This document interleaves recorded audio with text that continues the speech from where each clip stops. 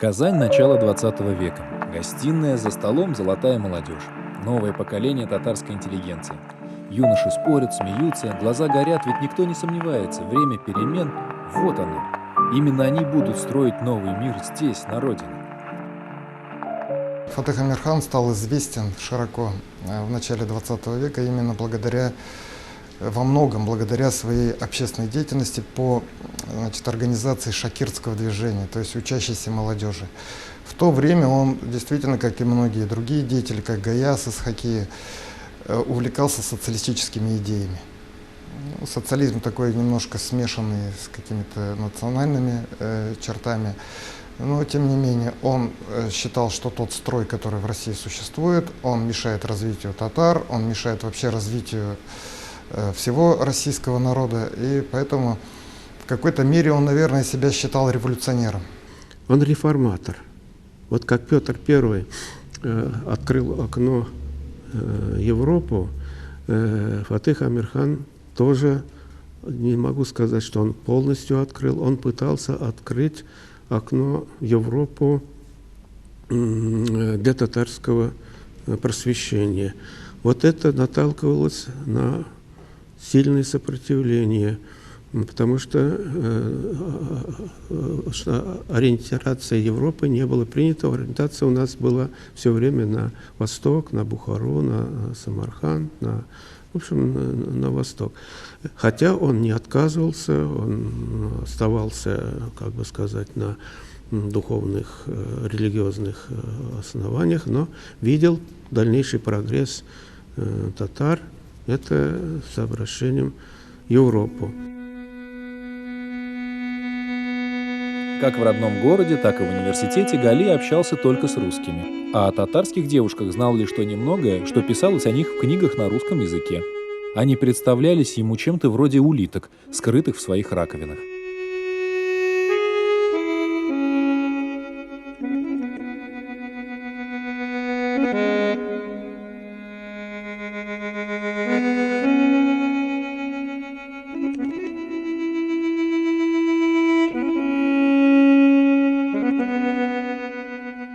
И вдруг, в этом маленьком городке, в его крошечном клубе он увидел татарок в колфаках. Девушки не закрывали лица от мужчин. Подобно русским женщинам, держались в обществе непринужденно. Минута, когда он увидел этих девушек в колфаках, была для него незабываемой. Они показались ему светлыми видениями, излучавшими какое-то сияние. «Это близкие, родные ему люди», — думал Гали. «Это первые вестницы вызволения из рабства женщин-мусульманок».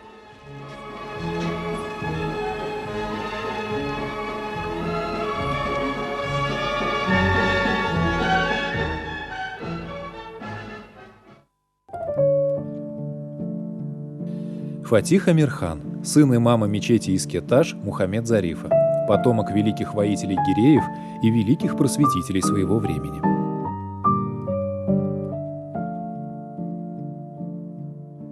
Амирхановы — это не только Фатых Амирхан, это огромная семья, огромный род, это многие поколения мыслителей, интеллигенции, людей, которые двигали историю своего народа, которые всегда болели за свой народ. И вот этот вот момент, он очень важен. То, что Амирхановы, во всяком случае, те, с которыми я сталкивалась в своей жизни, они очень редко жили какими-то меркантильными, сиюминутными интересами. Это всегда была жизнь на каком-то изломе, на каком-то таком порыве сделать что-то важное для своего народа, для своей родины. Самый главный, конечно, интересный вопрос, как из семьи казанского муллы вышел такой секулярный интеллигент. Это же новое явление было для татар. Тут, мне кажется, было тоже связано с тем ростом интереса к культуре, который среди городских мусульман был, и родственными связями самого Фатыха Амирхана. Он был дальним родственником, приходился чите Шамиль, генералу Шамиль, и очень дружил с сыном генерала Шамиля, Загидом Шамилем, который был очень эрудированным человеком. Одно время он работал чиновником по особым поручениям при казанском губернаторе. Он являлся организатором домашних спектаклей театральных в начале 20 века. И, видимо, вот я думаю, что, скорее всего, уже через него он очень многое воспринял.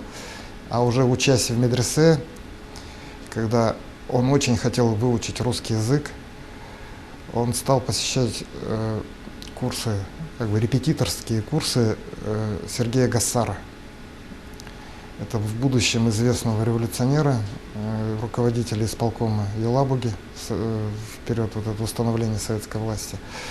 Этот Гассар, по утверждению современников, он ему и привил вкус к этому социализму. Вдохновению, творчеству Амирхана дал толчок, значит, его окружение, которые учились в татарской учительской школе.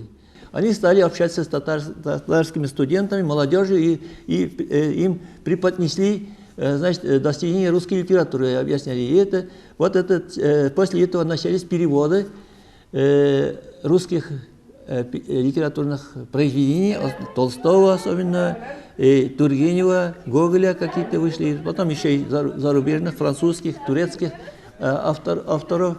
Ну, расширили круг интересов Фатиха Амирхана.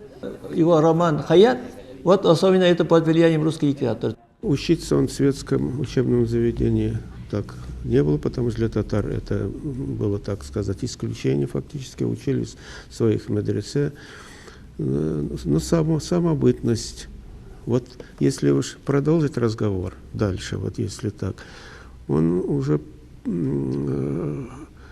среда уже 19 века, какой получился какой-то ренессанс, изменения, вот эти академические направления, старые направления, уже его не удовлетворяло. Он как бы оппозиционером оказался в собственной среде. —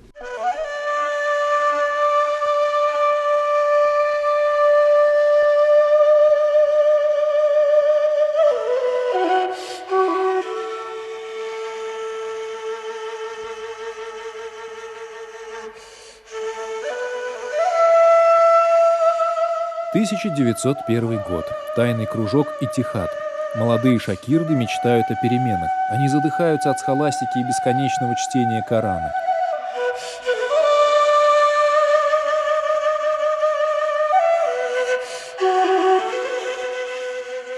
Они издают рукописный журнал, а в 1903 году неслыханное дело. Питомцы медресе организовывают одну из первых театральных постановок спектакль по пьесе «Несчастный юноша». Их наставник, известный просветитель Галимжан Баруди, закрывает глаза на мелкие шалости своих подопечных.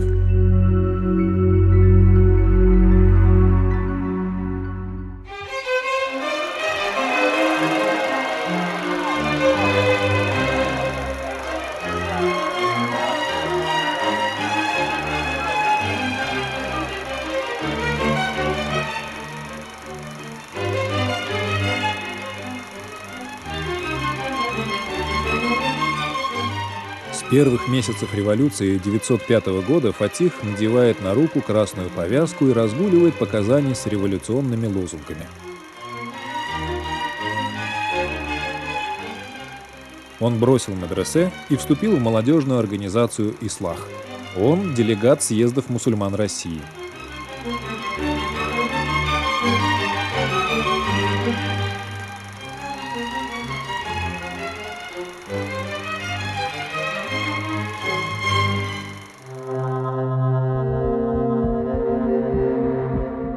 Результат – ссора с отцом и уход из дома.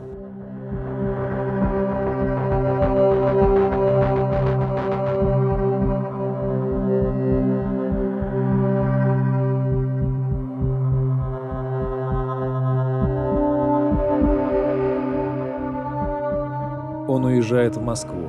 Здесь он редактирует детский журнал «Тарбиет-эль Ифталь».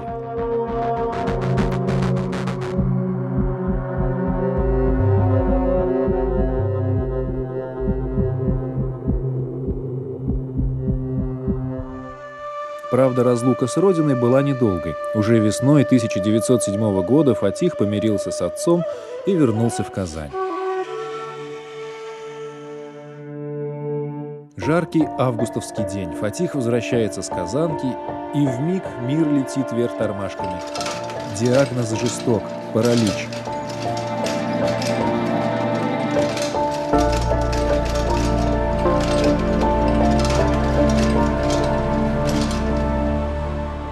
всего 21 год. Прощай мечты о любви. Прощай, Шамсиниса.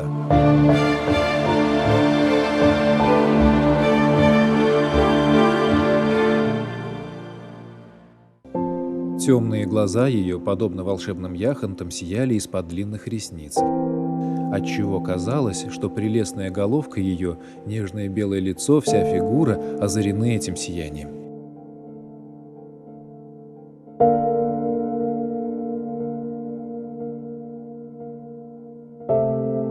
Шамсиниса Камалова – дочь чистопольского священнослужителя.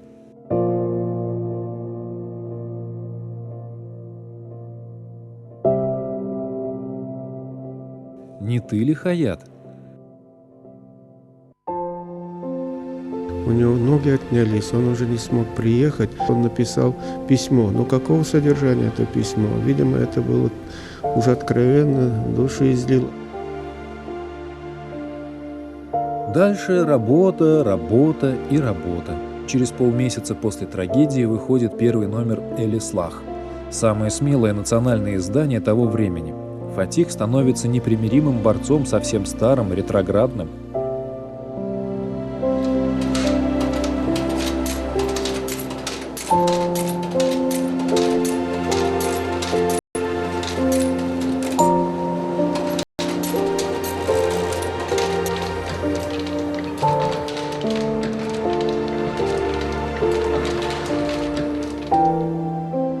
Еще через месяц в той же газете первый рассказ «Утопия.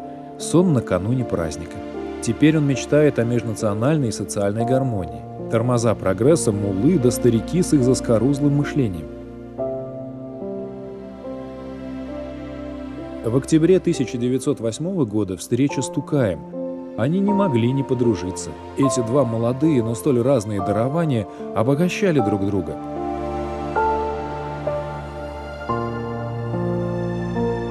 Тем болезненнее была смерть друга. Непримиримый борец потихоньку становится истинным интеллигентом, сознательно несущим свои мысли. Вот Каяш. Здесь Амирхан уже не тот непримиримый юноша, готовый биться со всем миром.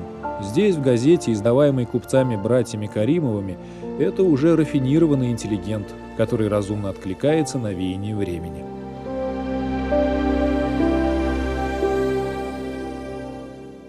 Через несколько лет его назовут ханом татарской литературы. Эта оценка она была дана в 20-е годы молодым поколением татарской литературы, новым поколением, то есть теми писателями, поэтами, а эта фраза принадлежит Хади Такташу, тогдашней звезде молодой татарской советской поэзии. Этой фразой как бы подчеркивалось уважение к тому вкладу, который внес Фатых Амирхан в становление профессиональной татарской литературы еще в начале 20 века. В тот период, 20-е годы, он фактически остался единственным представителем той старорежимной татарской интеллигенции, которая олицетворяла собой вот этот ренессанс культурный, начало 20 века. И у него была очень большая популярность у Фатыха Амирхана даже в 20-е годы у молодежи, потому что основная тематика его произведений – это все-таки искание молодого поколения татар, которое жило в предреволюционные годы и послереволюционные, их культурные устремления, борьба с невежеством, стремление к прогрессу, к европеизации.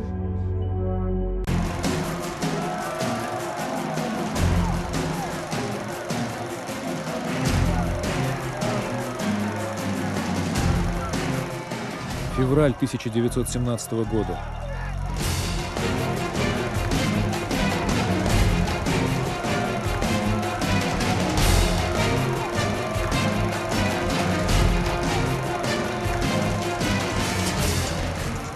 Россия бурлит. Свобода? Когда совершилась февральская революция буржуазная, которая дала какие-то надежды и на национальное самоопределение, и на установление демократических основ в государстве, то это, безусловно, воодушевляло Фатыха Амирхана. Именно февральскую революцию он приветствовал.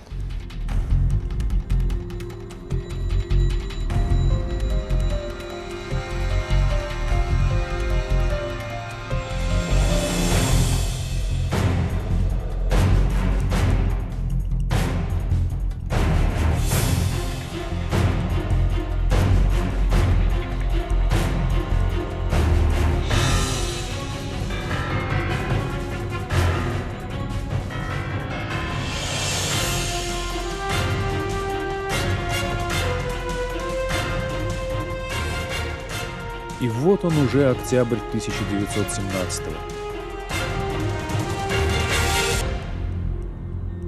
Те события, которые пошли после февральской революции, они вызвали у него, так мягко говоря, антипатию. Именно то, что было связано с установлением советской власти. Хотя он считал, что вот те многочисленные, запутанные, тяжелые проблемы, которые существовали в стране, их можно было решить только радикальным путем, именно революцией. Революцию он считал таким вот радикальным действием. Он приводит пример с актером Габдуллой Кариевым, который умер в 2020 году в ужасных нищете. Это отец татарского театра. Также на него оказало удручающее впечатление. Отношение к памятникам. То есть самые красивые дома большевики отдали под казармы воинские части. В результате эти дома были превращены в ужасные какие-то помещения, разрушенные, разваленные. Невнимание к нуждам простых людей. Любые там подача света, обеспечение коммунальных услуг. Он видел, что народ страдает. Апогей – начало 20-х. У него сохранились дневники, которые он вел с октября 1921 года вплоть до самой своей смерти. И вот в этих дневниках он высказывает свое отношение к новой советской власти, к ее политике. И надо сказать, что там очень много критики. И можно утверждать, что советскую власть он не принял. В первую очередь это было связано с голодом 1921 года. Он думал, что новая революция социальная. Она для того и совершается, чтобы принести людям более счастливую жизнь, более сытую, более спокойную. Но эта вот революция началась с огромной трагедии голода. Он считал, что татары страдали от голода и при царе, и при коммунистах. Какая разница, в чем результаты социальной революции? Он прямо указывал, что голод был вызван не просто засухой, а продразверсткой, которую вели вот эти органы советской власти, грабительской продразверсткой. Он в дневниках прямо писал, что умирающие от голода крестьяне проклинают правительство Саидгалеева и Бурхана Мансурова за те муки, которые оно им принесло. Далее, его очень сильно раздражало то, что декларации новой власти расходились с делом. То есть, провозглашая на словах равенство, благополучие всех слоев населения, бюрократические верхи большевистской партии, они сразу же стали прибирать себе привилегии, они сразу же стали подниматься на более высокий уровень. Это также раздражало Фатыха Амирхана. В его дневнике есть такая отметка. Однажды ему пришли два журналиста из газеты «Татарстан», тогда издавалась, это из официальной газеты, они говорят, пиши нашу газету, вот мы, говорит, получаем паёк, говорит, мы вот сегодня ходили на кафе, там вот поели примерно, ну, сказать, как 800 тысяч рублей, вот. А Фатых Амирхан на это посмотрел и смотрел, ага, вот какие они новые. А там, говорит, беднота, умирает с голоду, лежат на улицах покойники. А здесь они занимаются своим делом. Это все. Особенно организация голода 21 года. Это же вина советской власти. Ленин дал указание, Саид Галиев, этот, первый председатель Ревкома Татарстана, он 2 раза перевыполнил задание, хлебные задания. С этого-то и началось его отчуждение и одиночество, рассказывает внучатый племянник Фатиха Амирхана. Уже в определенный момент времени у него приходило уныние. Вот отец его вез однажды в Москву на тележке. Отец у меня 4-го года, вот год уже сейчас, ну, где-то 16 лет, говорит мне. Это где-то в 20-х годах, наверное, вел.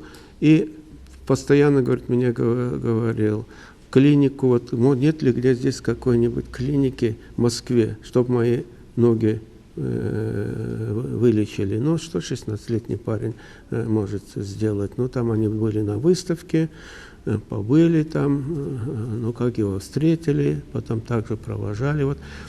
Вот тетя тоже иногда говорила, вот, у него наступали такие уныния. Почему? Не от того, что ноги у него отнялись. Вот то, что он все писал, что мечтал, какой хотел видеть свой народ, он видел, что это не осуществляется.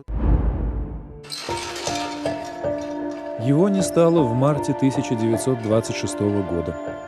До 40-х годов его имя пребывало в полном забвении. Первое почти полное собрание сочинений вышло только в 80-х. Отношение Фатиха Амирхана в 30-х годах особенно негативно было. Даже его так оскорбляли, и после смерти его оскорбляли, так, печати. Даже вышла Гумера Тулумбайского, критика, профессора, очень дурная, можно сказать, книга о его творчестве. Это искажающие его основные взгляды. Ну, это вульгарно-социологический труд, который уж тогда, значит, поощрялся, такие труды. В 1941 году, впервые в 1941 году издали небольшой сборник его произведений. Потом уже вот, в конце 50-х годов удалось составить двухтомник его собрания сочинений. Вот. Потом возвращение состоялось в 80-е годы, истинное возвращение, можно сказать. Тогда вот в нашем институте в 1976 году была организована текстологическая группа, которой была поручена подготовка собраний сочинений наших писателей, классиков начала XX века. И тогда, вот к столетию его рождения, наша группа взялась за подготовку его собрания сочинений в 4 томах.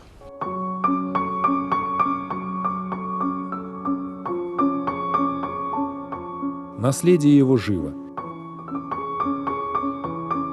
Есть небольшой школьный музей на улице, носящий его имя. Есть потомки. Я где-то говорю, что у меня фамилия Амирхана. Это улица Фатиха Амирхана. Я говорю, да, это мой родственник. Да неужели? Все удивляются, как так? То есть и при виде меня, ну, естественно, у меня там появляется, не скрою, чувство гордости. Его книги будут переиздаваться. Когда-то он писал и верил, полное благополучие на его родине наступит в 50-е годы XX века. Великий писатель-утопист татарского народа немного перепутал даты. Не 50-е стали эпохой возрождения культуры народа. Он ошибся. Примерно лет на 30.